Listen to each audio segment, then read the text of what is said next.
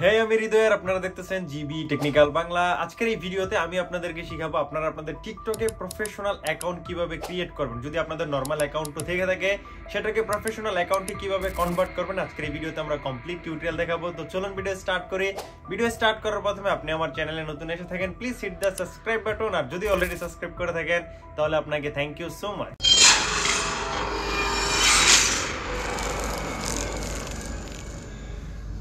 TikTok profession অ্যাকাউন্টে switch করার জন্য আপনাকে সিম্পলি আপনার ফোনের টিকটক অ্যাপটাকে ওপেন করে নিতে হবে। টিকটক অ্যাপটা ওপেন করার পর একদম নিচে আপনার অ্যাপ্লিকেশন প্রোফাইল, আপনাকে প্রোফাইলের উপর একবার ক্লিক করে দিতে হবে। প্রোফাইলে ক্লিক করার পর একদম উপরে আপনারা দেখতেছেন 3 লাইন, আপনাকে 3 লাইনের উপর একবার ক্লিক করে দিতে হবে। 3 লাইনের উপর ক্লিক করার পর আপনার সামনে অনেকটা ইন্টারফেস ওপেন হবে। একদম নিচে আপনারা দেখতেছেন সেটিংস অ্যান্ড প্রাইভেসি, আপনাকে সেটিংস অ্যান্ড প্রাইভেসিতে একবার ক্লিক করে দিতে হবে। সেটিংস অ্যান্ড প্রাইভেসিতে ক্লিক করার পর একদম উপরে আপনারা দেখতেছেন অ্যাকাউন্ট, আপনাকে অ্যাকাউন্টের উপর একবার ক্লিক করে দিতে হবে। সেখান থেকে আমরা অ্যাকাউন্টের উপর ক্লিক করব।